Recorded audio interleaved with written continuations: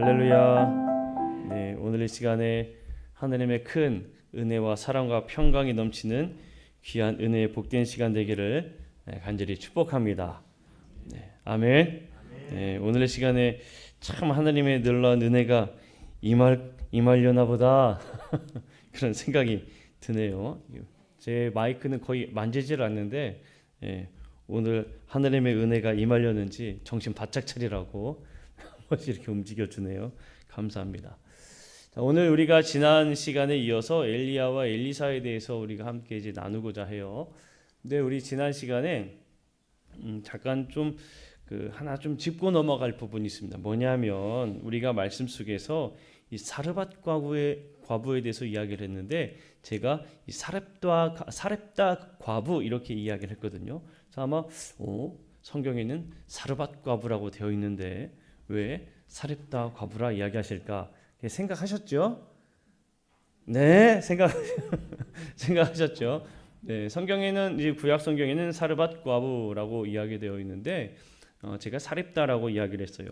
이 다른 것이 아니고요. 이 사렙다는 뭐냐면 이 신약 성경에서 이 사렙다라고 명명을 해요. 그러니까 이 사르밧의 헬라식 발음이 사렙다입니다.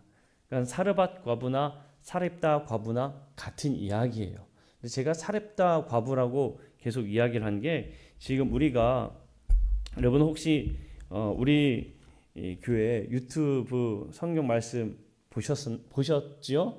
네, 수요 성서의 이 시간을 보시면 제가 처음 시작할 때에 어떤 책을 참고해서 하고 있는지를 처음에 잠깐 한 5초 정도 소개하면서 지나가요. 인물별 성경 연구라는 책을 가지고 이제 하는데 거기 이 교재에는 사렙다 과부 이렇게 기록이 되어 있어요. 그러니까 우리 구약 성경에 있는 기록대로 되어 있는 게 아니라 이 헬라식으로 바뀌어진 이름으로 기록되어 있어서 제가 이 교재를 참고하여 준비하다 보니까 사렙다 과부라고 말씀을 드렸습니다. 같은 이야기라는 사실을 여러분들 꼭 기억하시면 좋겠습니다. 지난 시간에 이어서 우리가 한번 이야기 나누고자 합니다. 지난 시간 어디까지 했는가 하면 이 엘리야가 그 바알 선지자들과의 그 대결에서 갈멜산에서의 승리 후에 이세벨 여왕이 이 엘리야를 찾아서 죽이려고 할 때에 이 엘리야가 도망갔던 그 가운데 절망 가운데 있을 때에 하나님께서 그를 부르시는 그 말씀을 우리가 나누었습니다. 이 말씀이 참 귀한 은혜가 된다고 말씀을 드렸죠. 우리가 하나님의 그 큰 일들을 감당하고 나서 찾아오는 이 절망감, 하나님의 놀라운 역사를 경험했음에도 불구하고 다가오는 그 절망감 가운데에 우리는 어떻게 용기를 얻을 수 있을까를 엘리야를 통해서 함께 나눴었습니다.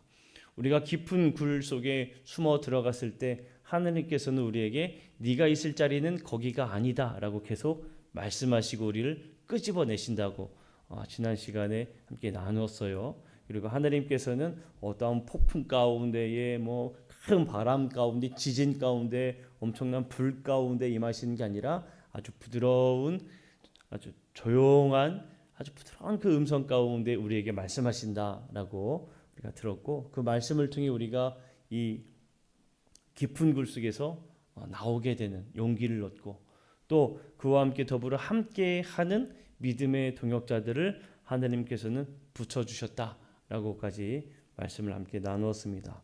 자, 그리고 이 엘리야 이후에 엘리야의 일을 감당할 사람으로 바로 이 엘리사를 하나님께서 지명하여서 이 엘리사에게 이제 그 일들을 이어갈 수 있도록 하나님께서 하셨음을 우리가 지난 시간에 나누었어요.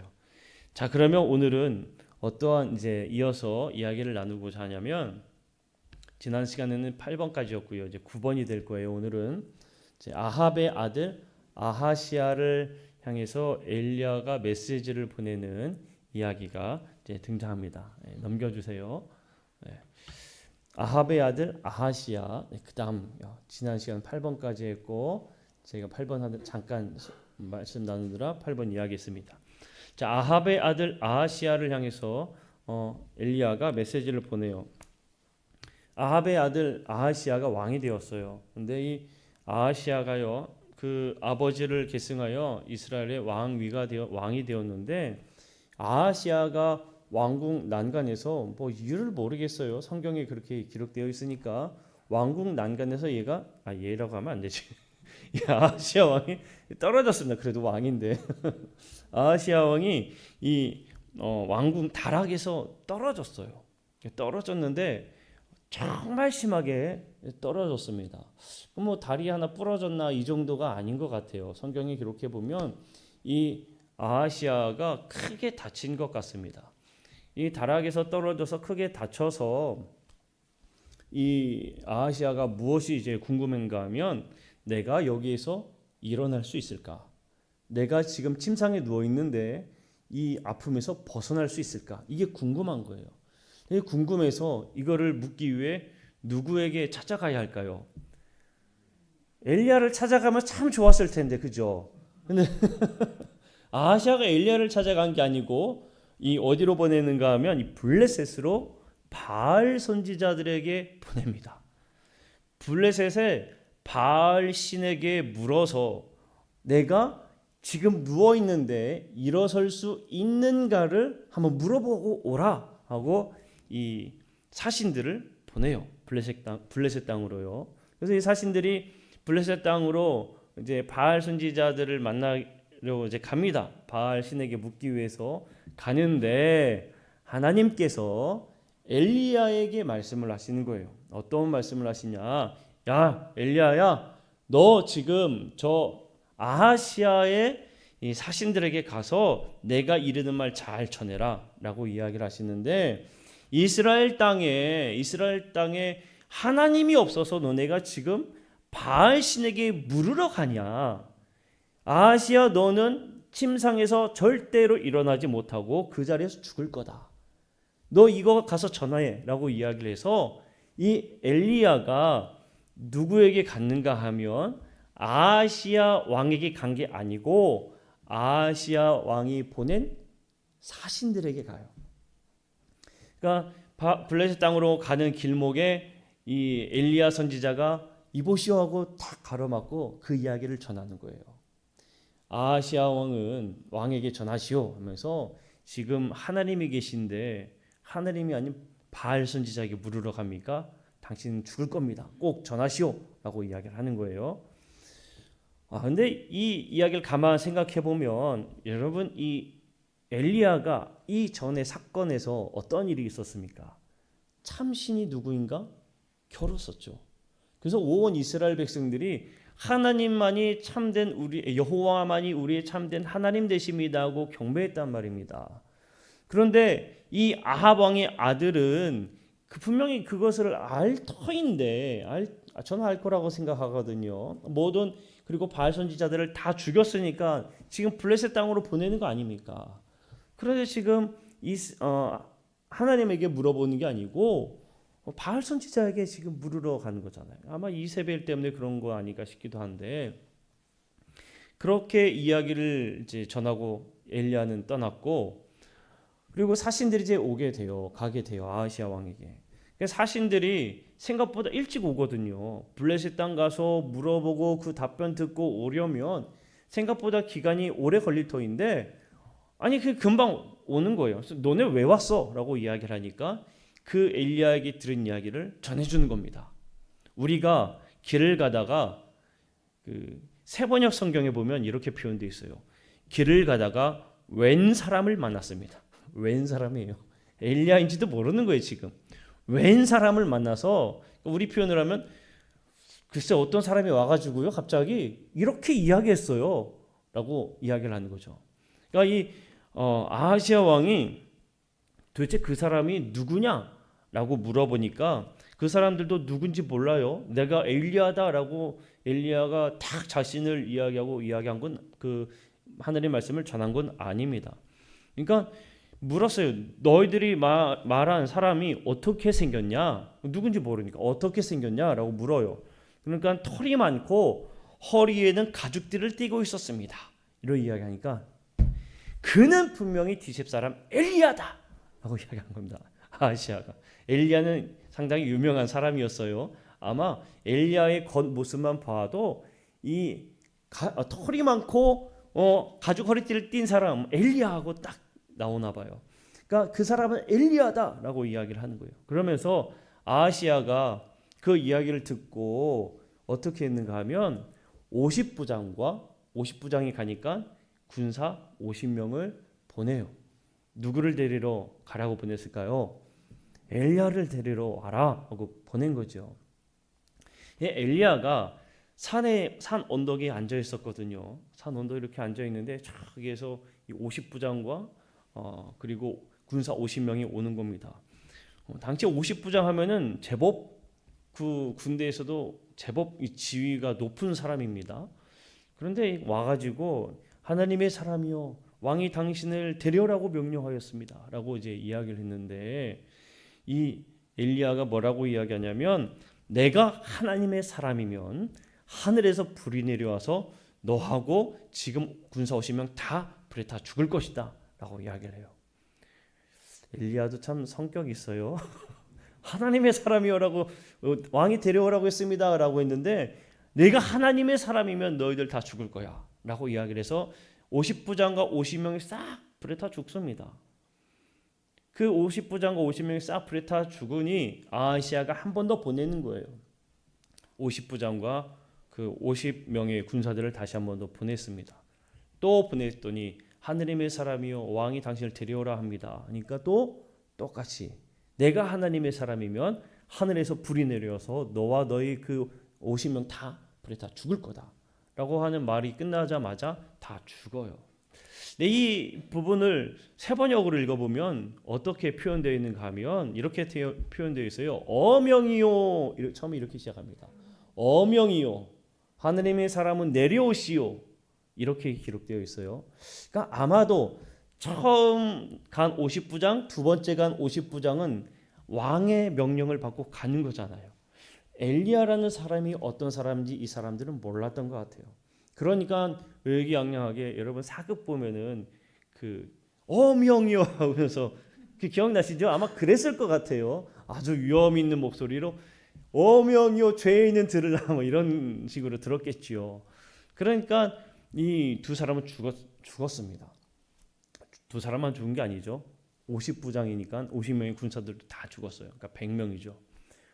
세 번째 이 사람을 보냈는데 이 사람은 그 소식을 다 알고 있잖아요. 그러니까 가서 어명이요 이야기한 게 아니고 엘리야 앞에 바짝 무릎을 꿇고 애원했습니다. 제발 우리를 불쌍히 여겨달라고. 우리의 목숨, 내 목숨도 우리 군인들의 50명의 목숨을 제발 좀 귀하게 여겨주세요. 이렇게 애원했어요. 그 애원한 소리를 들었을 때 그때에 하느님의 천사가 엘리야에게 내려가라라고 이야기를 해준 겁니다. 그러니까 이 50명이 엘리야 앞에 바짝 엎드렸을 때에 그제서야 엘리야가 따라가서 아하시아에게 직접적으로 그 이야기를 전합니다. 이스라엘에 하나님이 없어서 어떻게 바알 선지자를 찾아가 바알에게 묻습니까? 하나님께서 말씀하시니 당신은 분명히 죽을 겁니다. 그렇게 아하시아 왕에게 직접적으로 하나님의 말을 전해요.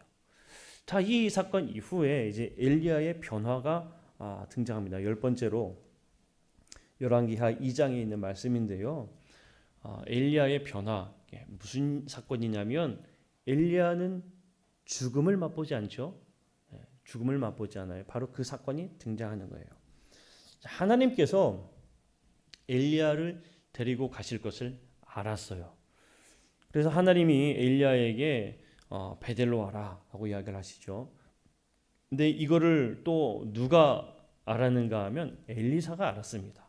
엘리사는 엘리야를 하나님이 분명히 데리고 가실 것이다 라고 생각을 했어요. 왜냐하면 성경에 보게 되면 이 베델로 갈 때에 엘리야가 너 여기 있어, 나 하나님이 베델로 오래, 나 갈 거야 라고 이야기할 때 엘리사가 절대로 당신 혼자 보내지 않겠습니다, 끝까지 쫓아가겠습니다 하고 쫓아가거든요. 근데 베델에 갔을 때에 선지자의 그 제자들, 그러니까 선지동산에서 선지자 학교에 다니던 제자들이 엘리사에게 뭐라고 물어보는가 하면 하나님이 엘리야를 당신 머리 위로 데려갈 것을 당신은 알고 있습니까? 라고 이야기를 해요. 그때 엘리사가 나도 알고 있으니 너희들은 잠잠하라. 너희들은 아무 말 하지 마. 나 알고 있어. 이렇게 이야기를 하거든요. 그러니까 엘리사는 엘리야가 하나님께서 데려갈 것을 알았어요. 근데 이렇게 베델로 그리고 여리고로 그리고 요단을 건너게 되는데 엘리사가 끝까지 엘리야를 쫓아가니까 엘리야가 물어요. 네가 원하는 게 뭐냐? 엘리사가 무엇을 원합니까? 당신의 갑절의 영감을 나에게 주십시오. 그렇게 요구를 하죠.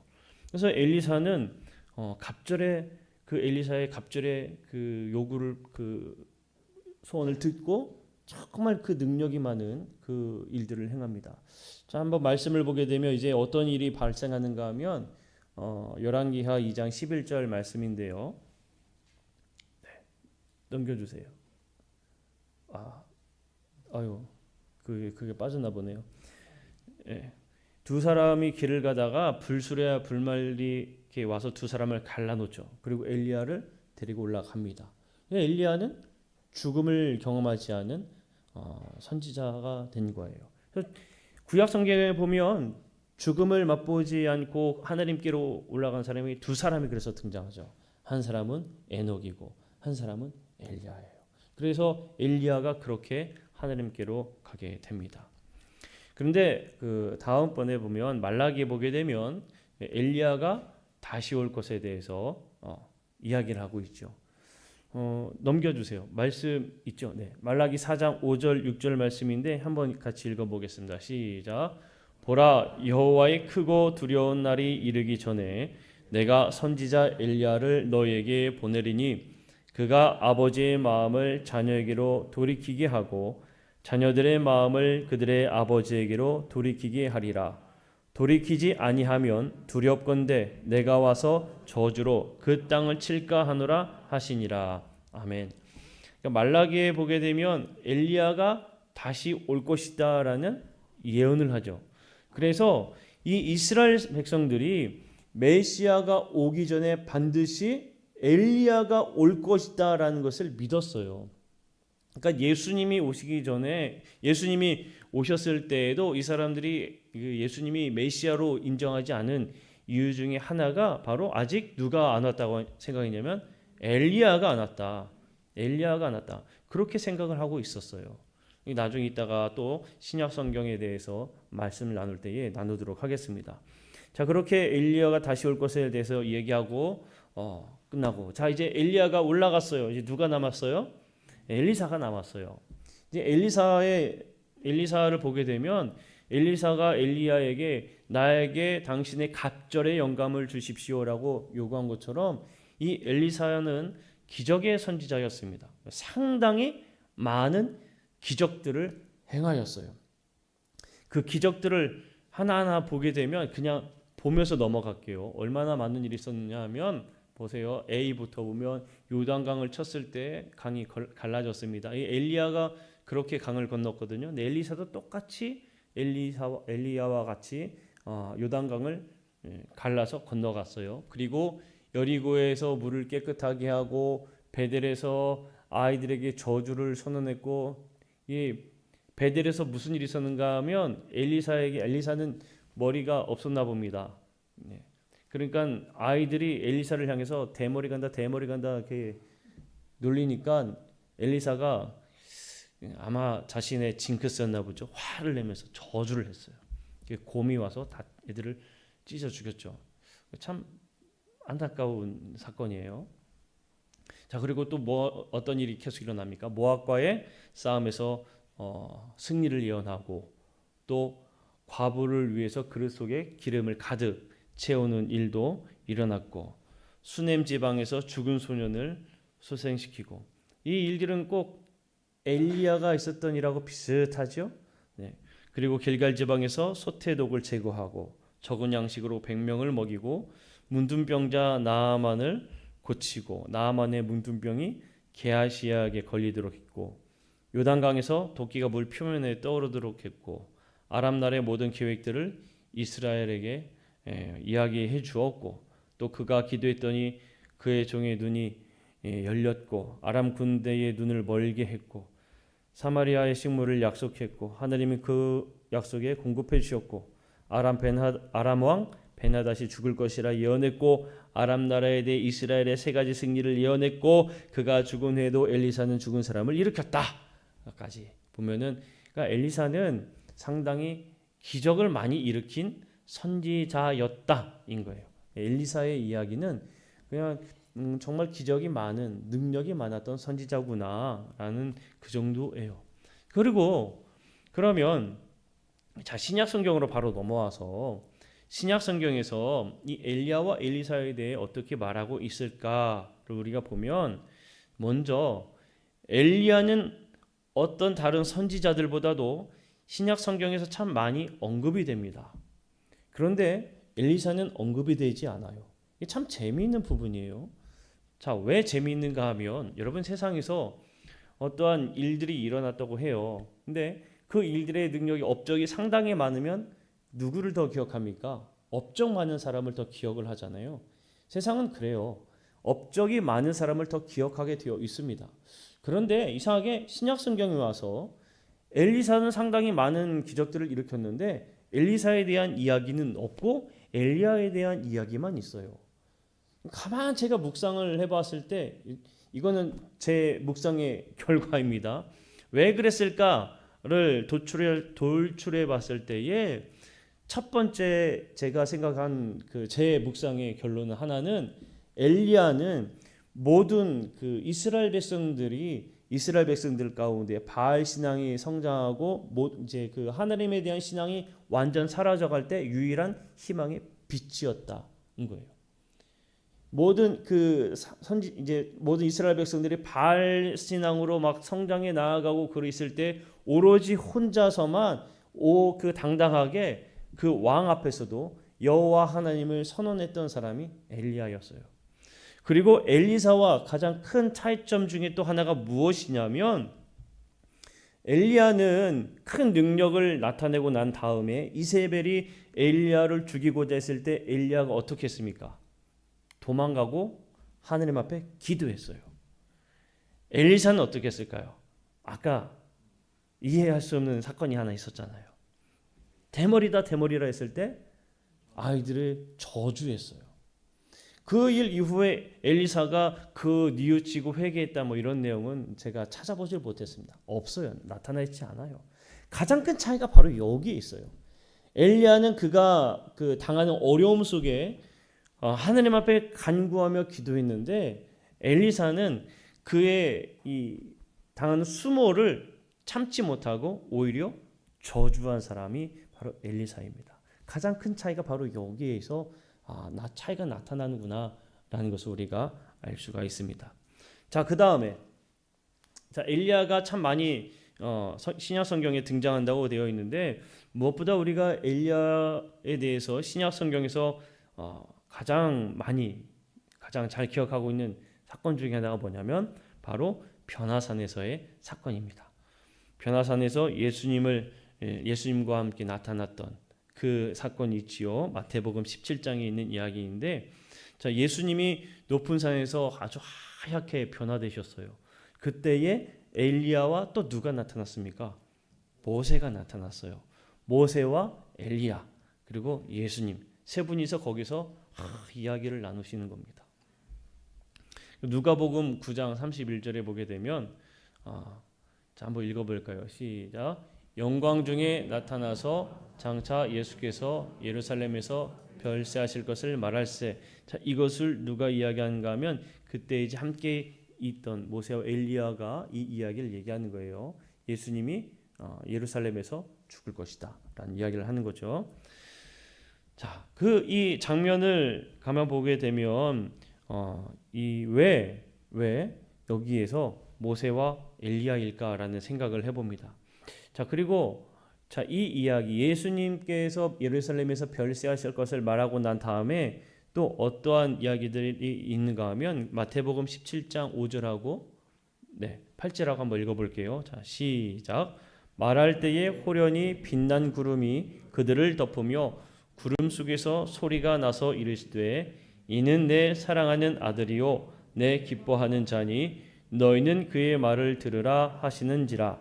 자, 8절 시작. 제자들이 눈을 들고 보매 오직 예수 외에는 아무도 보이지 아니하더라. 자, 아멘. 예, 보게 되면 이 베드로, 야고보, 요한이 이 장면을 목격했습니다.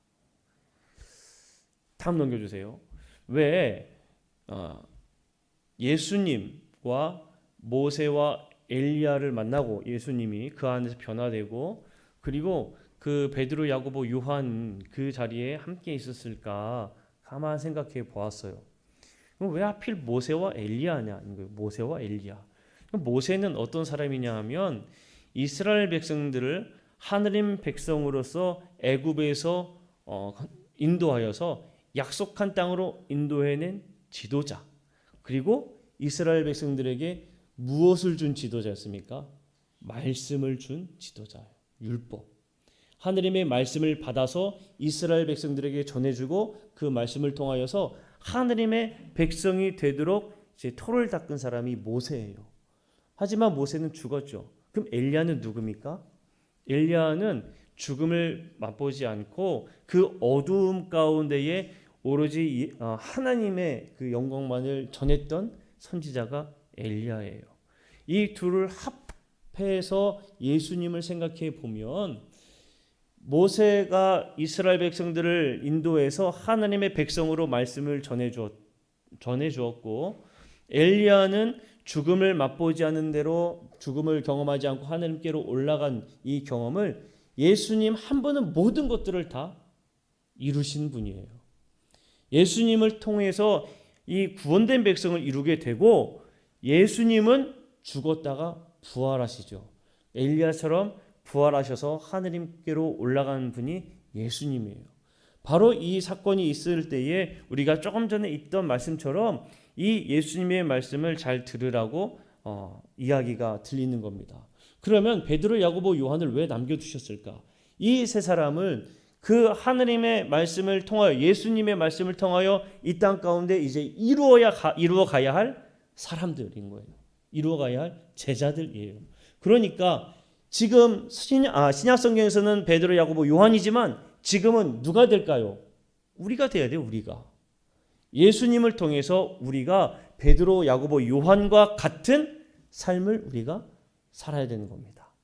예수님의 말씀을 듣고 예수님께서 이루셨던 그 하나님의 나라를 우리가 그 말씀을 통해 이루어가며 믿음으로 고백하여 구원된 백성을 하느님 품으로 인도해야 할 사명이 우리에게 있는 겁니다. 그래서 이 사건이 참 그래서 귀한 사건이 되는 거예요. 자, 세 번째 넘겨주시고 변화되는 중에 예수님이 이제 엘리야가 다시 와야 할 것을 말씀을 하세요. 마태복음 17장 11절 말씀이거든요. 한번 읽어보겠습니다. 시작. 예수께서 대답하여 이르시되 엘리야가 과연 먼저 와서 모든 일을 회복하리라. 예수님은 먼저 엘리야가 와서 다 회복할 것이다 라고 이야기를 하셨는데 12절에 또 뭐라고 이야기하고 있는가 하면 읽어볼게요. 시작. 내가 너희에게 말하노니 엘리야가 이미 왔으되 사람들이 알지 못하고 임의로 대우하였도다. 인자도 이와 같이 그들에게 권한을 받으리라. 13절. 그제서야 제자들이 예수께서 말씀하신 것이 세례 요한인 줄을 깨달으니라. 아멘. 제자들도 세례 요한이 엘리야인 줄을 몰랐다가 예수님의 이야기를 듣고 그제서야 엘리야가 이미 왔었구나 라는 것을 알게 돼요. 여러분, 제가 이 말씀 또 보면서 재미있는 걸 발견했는데 뭐냐면 아까 전에 여러분 기억나십니까? 그 아하시아 왕이 누가 그 이야기를 했냐라고 했을 때 사람들이 뭐라고 이야기했어요? 털이 많고 가죽띠를 띄었다고 했잖아요. 넘겨주세요. 자, 이 마태복음 3장 4절 한번 열왕기하 1장 8절부터 읽어볼게요. 시작. 그들이 그에게 대답하되 그는 털이 많은 사람인데 허리에 가죽띠를 띄었더이다 하니 왕이 이르되 그는 디셉 사람 엘리야로다. 자, 아래 마태복음 3장에 있는 말씀이에요. 읽어볼게요. 시작. 이 요한은 낙타털 옷을 입고 허리에 가죽띠를 띠고 음식은 메뚜기와 석청이었더라. 아멘. 자, 보면 여러분 이 세례 요한의 모습이 누구의 모습과 많이 흡사합니까? 엘리야의 모습과 너무 흡사한 거예요. 보다 보니까 야, 이미 왔었는데 우리는 모르고 있었구나. 그러니까 엘리야의 모습 그대로 엘리야 모습을 기억할 사람이 어디 있겠습니까? 근데 이미 엘리야의 모습을 가지고 하느님의 나라를 하느님의 그 예수 그리스도의 그 길을 먼저 털을 닦고 있었어요. 엘리야가 무슨 일을 했습니까? 바알 선지자들로 가득 차고 바알 신앙으로 가득할 때에 그 불법이 가득한 이스라엘 백성들 가운데에 하느님의 말씀을 선포한 사람이 엘리야였거든요. 세례 요한도 마찬가지였습니다. 세례 요한도 유일하게 모든 이스라엘 백성들에게 회개해라. 하느님의 나라가 가까이 왔다라고 외친 사람이 바로 세례 요한인 거예요. 그러니까 엘리야가 행한 일과 세례 요한이 행한 일도 이미 같은 일을 하고 있었던 겁니다. 그렇게 바로 엘리야의 모습을 이미 가지고 있었구나라는 것을 말씀을 듣고 우리는 깨닫게 돼요. 자, 네 번째, 야고보서 5장 17절 18절에 보게 되면 엘리야는 우리와 같은 사람이다라고 말하고 있어요. 엘리야는 특별한 사람이 아니라 우리랑 똑같은 사람이다. 말씀을 보게 되면 야고보서 5장 17절 18절 말씀입니다. 한번 읽어볼게요. 시작. 엘리야는 우리와 성정이 같은 사람이로되 그가 비가 오지 않기를 간절히 기도한즉 3년 6개월 동안 땅에 비가 오지 아니하고 다시 기도하니 하늘이 비를 주고 땅이 열매를 맺었느니라. 아멘. 자, 야고보서에서 이야기하는 엘리야는 누구냐? 우리와 같은 사람이다. 그 이야기는 무엇을 얘기해 주느냐? 엘리야가 우리와 같은 사람인데 엘리야가 기도했을 때 이러한 능력이 나타난 것처럼 우리 역시 기도하면 놀라운 능력이 나타난다는 것을 우리에게 말해주는 겁니다. 그러니까 뭔가 특별한 능력이 있어서 저 사람은 뭔가 좀 달라.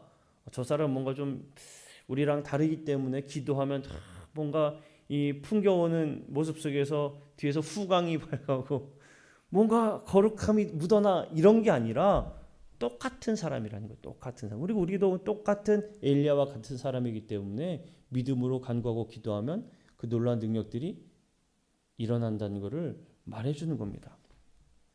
자, 그러면 이 엘리야에 대해서 여기까지 신약 성경에서도 이야기하고 있는데 우리가 이 모습을 통해서 깨닫는 것이 무엇이냐면 먼저 하나는 오직 하나님의 영광을 위해 살았기 때문에 엘리야가 신약 시대까지도 계속 이름이 거론될 수가 있었다는 겁니다. 아까 전에도 말씀을 드렸듯이 아무리 하나님의 능력이 뛰어나다 할지라도 그 뛰어남 속에서 그가 가는 길이 다르다면 여러분 절대로 그 일을 하느님은 기억하지 않으십니다. 오히려 엘리야의 경우에는 사실 성경에서 엘리야의 이름이 등장하기 전까지 엘리야는 별거 없는 사람이었어요. 어찌 보면 무명인이라고 이야기할 수가 있었습니다. 그렇게 무명이었던 한 사람이 성경 속에 상당히 위대한 선지자로 설 수 있었던 이유는 다름이 아니라 그의 삶을 오로지 하느님의 영광을 위해 살았기 때문에 성경은 그 엘리야를 기억한다는 겁니다. 다른 이유가 아니에요. 야고보서에서도 이야기했잖아요. 다른 이유가 아닙니다. 그 이야기를 우리가 기억한다면 내 삶의 방향성이 어디에 있느냐 이게 참 중요하구나라는 거예요. 그러면 우리의 기도의 내용들도 달라집니다. 어떻게 달라지느냐? 하나님 나에게 이런 능력이 갖기 원합니다. 하나님 나에게 이런 능력을 주시옵소서. 하나님 나에게 이런 놀라운 역사가 이루어지길 원합니다. 이런 기도가 아니라 하나님 내 삶의 방향이 오직 하나님의 영광을 위한 삶이 되기를 원합니다. 그러니까 기도의 방향성이 우리의 삶의 방향성이 완전히 달라진다는 거예요. 하나님 누가 저 사람은 방언도 하고 저 사람은 기도하면 병도 낫고 저 사람은 예언도 하고 이렇게 기도하는 것이 아니라 우리의 삶이 오직 하나님의 영광을 위한 삶으로 인도하여 주옵소서. 그렇게 우리의 기도가 바뀐다는 겁니다. 그러니까 엘리야의 모습을 통해 볼 때에 우리는 우리의 삶을 다시 재정비할 필요가 있다는 거예요. 엘리야를 가만 보면 그 하느님의 말씀을 따라 살아갈 때에 그는 어떠한 것도 소유하지 않고 정식 교육도 받지 않고 어떠한 대단한 것 없이 오직 하나님만 바라보며 살았던 연약한 사람이다라는 것을 우리는 반드시 기억해야 합니다. 그러니까 연약한 사람이었어요, 엘리야도. 그래서 무서워서 사람이 무서워서 도망갔었다고 그랬잖아요. 이세벨이 무서워 도망가서 하나님 나를 죽여주십시오라고 그렇게 간구했던 연약한 사람이었어요. 그런데 하나님은 하나님의 영광을 위해 살았던 엘리야를 들어 쓰셨다는 것을 우리가 봐야 돼요. 자, 그 모습을 우리가 가만 보면 두 번째로 지금도 여전히 엘리야와 같은 사람을 찾고 계신다는 겁니다. 엘리야와 같은 사람을 찾고 계신다. 그러면 엘리야와 같은 역할을 감당할 사람이 누구냐? 바로 우리라는 거예요. 우리. 엘리야가 우리와 다를 바 없는 사람이라는 것을 우리가 알지 않았습니까? 그러니까 우리가 엘리야의 그 역할을 하는 사람들이 되어야 돼요. 그 엘리야의 역할을 무엇을 해야 되냐? 엘리야가 행했던 대로 기름병에 기름이 떨어지지 않게 하고 곡식간에 내가 기도했더니 쌀이 떨어지지 않더라. 대단하지 않습니까? 이런 게 아니라 쌀 떨어지지 않고 기름병에 기름이 떨어지 이게 아니라 그가 어떠한 상황 속에서도 오직 하나님의 영광을 위해서 어떠한 상황 속에서도 하나님의 영광을 위해서 그렇게 살아가는 삶이 되어야 된다는 거예요. 그리고 그 길을 수축하고 예비하는 사람, 그 세례 요한과 같은 삶을 우리는 살아야 되고 베드로, 야고보, 요한처럼 정말 하나님의 그 예수 그리스도의 복음을 증거하는 삶을 살아야 된다는 겁니다. 엘리야가 말씀을 증거했듯이 베드로, 야고보, 요한이 예수 그리스도의 말씀을 듣고 증거했듯이 우리도 마찬가지로 그런 삶을 살아야 한다는 것을 말해주고 있어요. 마지막으로 하나는 우리도 기도하면 놀라운 역사가 이루어집니다. 아멘. 우리도 믿음으로 간구하면 분명히 그 능력이 나타납니다.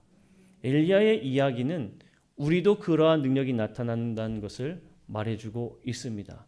그 방향성이 하나님의 영광을 위한 일이라면 반드시 그 놀라운 역사가 이루어질 줄로 믿습니다. 하나님의 능력은 반드시 이루어져요. 예전에 어느 선교사님의 이야기가 이제 그 간증을 들은 기억이 있어요. 어떤 이야기를 하시냐면 이제 선교지에 가서 말씀을 증거하는데 예수님 믿으면은 병이 낫는다. 이러한 이제 막 선교를 하시면서 선포를 하시는 거예요. 그러니까 어떤 원주민이라고 이야기하죠. 원주민의 그 추장격인 사람이 데리고 와서 당신이 말하지 않았냐? 예수님 믿고 믿음으로 고백하면 병이 다 낫는다 하지 않았냐? 지금 우리 말로는 우리 와이프가 내 아내가 지금 아픈데 네가 기도해서 낫게 해줘라 이렇게 얘기를 했다는 겁니다. 우리 아내가 지금 허리 아파서 일어나지를 못하는데 너가 얘기한 대로 낫게 해주라 이렇게 이야기를 했다는 거예요. 그래서 선교사님이 자기가 이야기는 했는데 아주 식은땀이 나더래요. 그 자리에 가서 기도를 해줘야 되잖아요. 기도를 하는데 하나님 앞에 기도를 정말 그렇게 했대요. 하나님, 내가 그렇게 말씀을 전하고 기도하고 증거했는데 여기서 하나님 능력 안 나타나면 저는 죽습니다. 여기서 하나님 능력이 나타나야 됩니다 하고 간절히 기도했대요. 근데 됐을까 안 됐을까요? 됐죠. 됐으니까 제가 이야기를 들었고 이야기를 하겠죠. 네. 능력이 나타난 거예요. 여러분 그 선교사님이 그렇게 기도하고 그 간증을 하신 이유는 다름이 아니에요. 그들에게 복음이 들어가고 그들에게 하나님의 영광이 나타나기를 원하는 그 방향성에서 기도했기 때문에 능력이 나타난 겁니다. 마찬가지로 우리도 그 방향성이 하나님의 영광을 위한 능력, 그 하나님의 영광을 위한 방향이라면 반드시 역사는 이루어지게 되어 있습니다. 자, 오늘 우리가 엘리야 그리고 엘리사에 대해서 우리가 함께 나누었습니다. 우리가 이 엘리야의 모습을 다시 한번 더 깊이 생각해 보고 또 우리와 같은 사람이구나라는 것을 깨닫고 우리의 방향성을 다시 한번 더 잘 정립하고 이 세상 얼마나 어두운 세상이라고 이야기를 합니까? 이 어두운 세상 가운데 빛이 되어지는 우리 모든 성도님들이 되시기를 간절히 축복합니다. 기도하겠습니다.